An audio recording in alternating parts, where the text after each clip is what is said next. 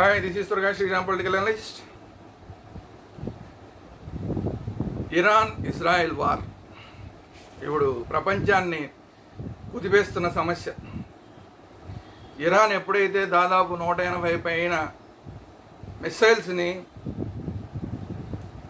Israel మీదకి వదిలిందో అక్కడి నుంచి ప్రపంచం అంతా కూడా ఇదే టాపిక్ నడుస్తుంది. ఏంటి రేపు పొద్దున పరిస్థితి ఏంటి, ప్రపంచం ఎటువైపు వెళ్తుంది, యుద్ధంలోకి మూడో ప్రపంచ యుద్ధంలోకి వెళ్ళిపోతుందా, ఇప్పుడు ఇజ్రాయెల్ కూడా కనుక దాడి చేస్తే మూడో ప్రపంచ యుద్ధంలోకి వెళ్ళిపోతుందా, ఏంటి అసలు మన పరిస్థితి అని ప్రపంచం అంతా కూడా కొద్దిగా టెన్షన్తోనూ కొంచెం ఆసక్తితోనూ చూస్తున్న పరిస్థితి.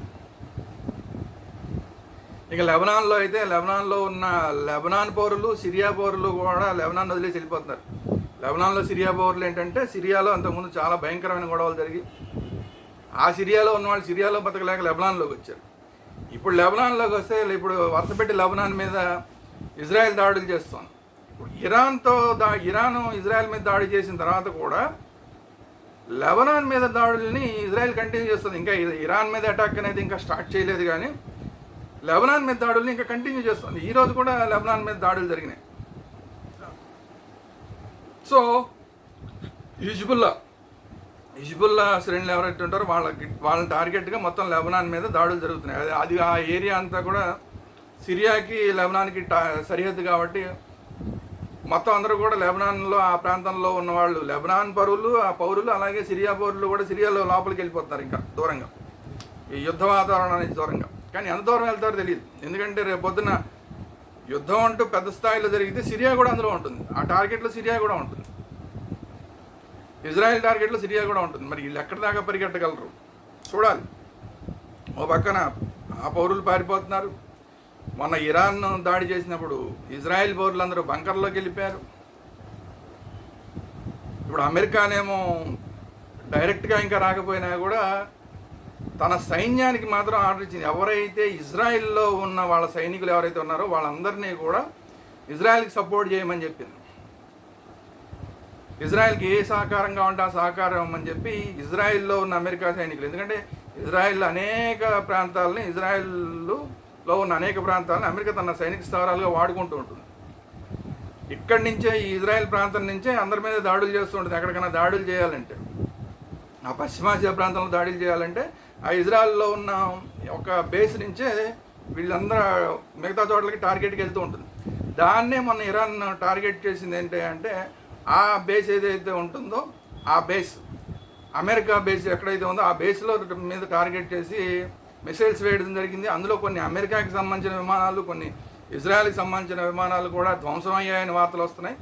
కానీ వాటిని అఫీషియల్గా అమెరికాను చెప్పట్లేదు, ఇజ్రాయెల్ చెప్పట్లేదు. కానీ 180 పైన క్షిపణులు 181 క్షిపణులు దాదాపుగా ప్రయోగం చేస్తే కొన్ని పడినాయి ఆ ప్రాంతంలో. మనకి కొన్ని చోట్ల అయితే పెద్ద గొయ్యిలు కూడా కనబడుతున్నాయి. ఆ మిసైల్ పడిన ప్రాంతాల్లో చాలా పెద్ద గొయ్యిలు పడినవి కనబడుతున్నాయి.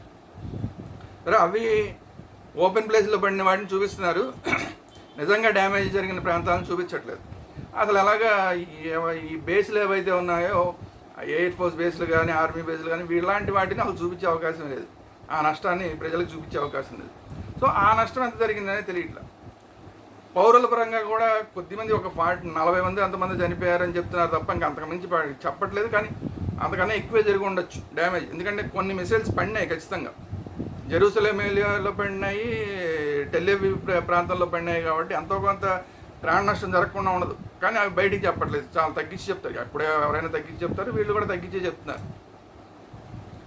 అయితే ఈ మొత్తం వ్యవహారంలో ఏంటంటే ఇప్పుడు కొన్ని అన్నీ ఫిక్స్ అయిపోతున్నాయి. దేశాలన్నీ కూడా ఎవరెవరు ఎటువైపు రావాలి అన్నది ఫిక్స్ అయిపోతాం. మొన్నటి నా వీడియోలో కూడా ఆల్రెడీ నేను చెప్పడం జరిగింది. ఇరాన్కి ఇరాక్కి మధ్య విరోధం ఉంది కాబట్టి ఇప్పుడు ఇరాక్ అనేది ఎటు వస్తుందో తెలియదు. ఎందుకంటే ఇరాక్కి ఇజ్రాయెల్కి మధ్య కూడా గతంలో గొడవలు జరిగినాయి. అప్పుడు ఇరాక్తో గొడవలు, సద్దాం హుసేన్ ఉన్నప్పుడు ఇరాక్తో గొడవలు జరిగినప్పుడు ఇరాన్ ఇజ్రాయెల్ కలిసి ఫ్రెండ్లీగా ఉండేవి. తర్వాత ఎప్పుడైతే ఆ సద్దాం హుసేన్ అది అయిపోయిందో ఇరాన్కిను ఇజ్రాయెల్కి మధ్య పడడం మానేసింది. సో ఇప్పుడు ఈ రెండు దేశాలు గొడవలు అవుతున్నాయి. మిగతా ముస్లిం కంట్రీస్ అన్నీ కూడా ఇరాన్కి సపోర్ట్గా రావడానికి సిద్ధపడుతున్నాయి. ఆ పశ్చిమాసియా ప్రాంతంలో ఉన్న ముస్లిం కంట్రీస్ అన్నీ కూడా మన పండగ కూడా చేసుకున్నారు ఆల్మోస్ట్. ఎప్పుడైతే టెల్ అవీవ్ మీద జెరూసలేం మీద దాడులు జరిగినాయో ఇరాన్లో టెహ్రాన్లో పండగ చేసుకున్నారు, అందరూ రోడ్ల మీదకి వచ్చి డ్యాన్సులు చేశారు. మిగతా ముస్లిం దేశాలు ఏవైతే ఉన్నాయో వాటన్నిటిలో కూడా పౌరులందరూ బయటకు వచ్చి డ్యాన్సులు చేశారు.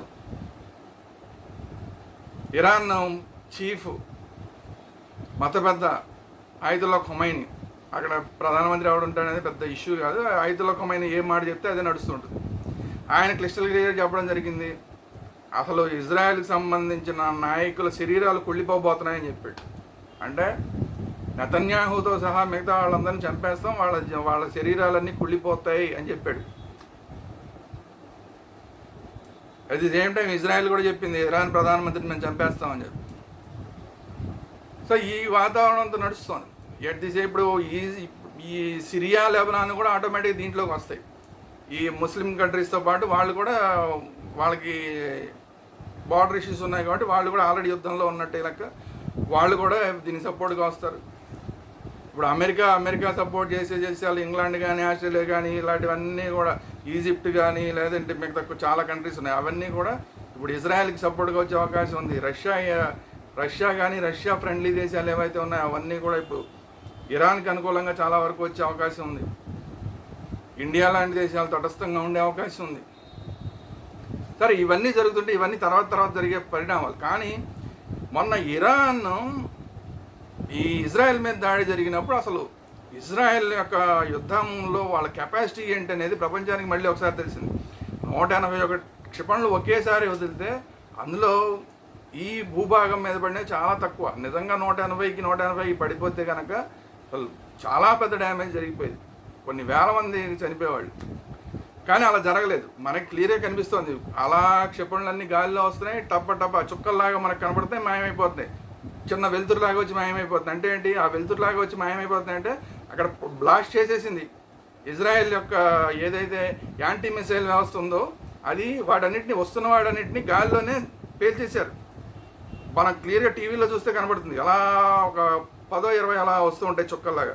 అందులో కొన్ని చిక్కుమని చిన్న వెలుతురు వచ్చి మాయమైపోతుంటాయి.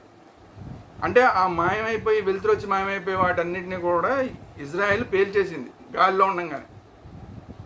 అంటే ఎంత గట్టి రక్షణ వ్యవస్థ ఉందంటే దాన్ని ఐరన్ డోమ్ అంటారు. ఇప్పుడు దాకా ఐరన్ డోమ్ అనే ఒక వ్యవస్థ ఉన్నదని అందరికీ తెలుసు ఇజ్రాయెల్కి సంబంధించి. కానీ ఇప్పుడు ఈ ఇరాన్ దాడుల వల్ల తెలిసింది ఏంటంటే ఇంకొక 3 రకాలు, మొత్తం ఓవరాల్గా 4 రకాల వ్యవస్థలు ఇజ్రాయెల్ డెవలప్ చేసింది. అవి అన్నీ కూడా ఇప్పటిదాకా వాడలేదు. ఐరన్ డోమ్ని మాత్రమే ఇప్పటిదాకా వాడుతూ వస్తున్నారు.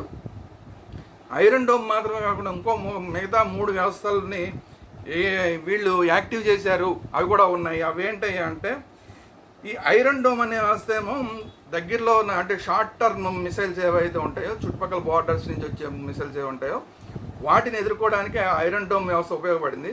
కానీ లాంగ్ రేంజ్ మిసైల్స్ ఉంటాయి చాలా దూరం, అంటే ఇరాన్లో ఎక్కడో మూల నుంచి లేదంటే వేరే దేశాల నుంచి వచ్చి అంత దూరం నుంచి వచ్చే వాటిని కూడా అడ్డుకునే వ్యవస్థలు ఒక 3 పనిచేసినాయి. అవి ఏంటంటే డేవిడ్స్ స్లింగ్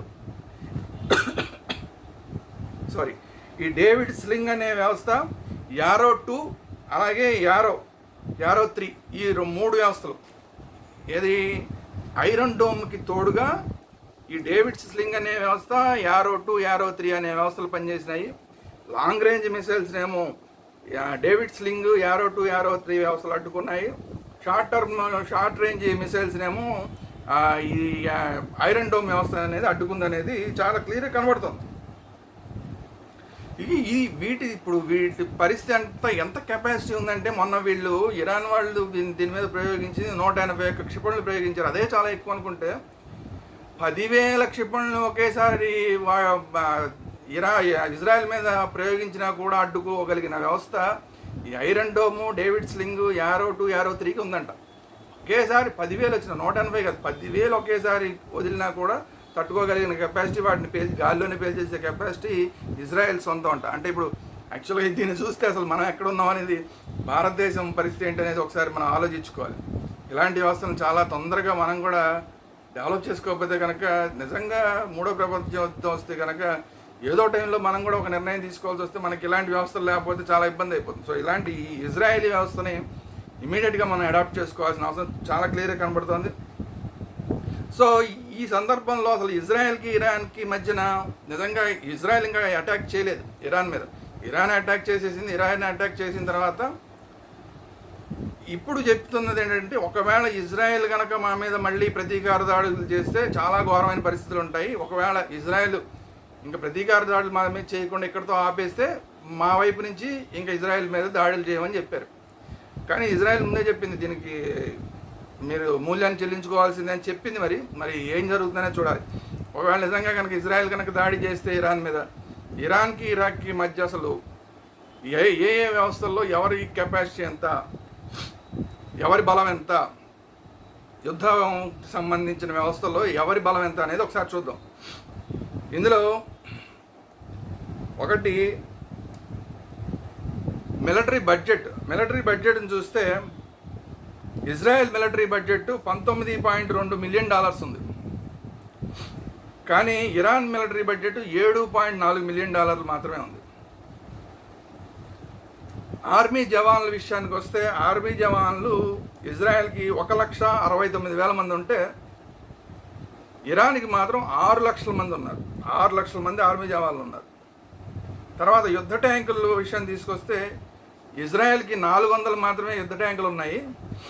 కానీ ఇరాన్ దగ్గర 1,513 యుద్ధ ట్యాంకులు ఉన్నాయి.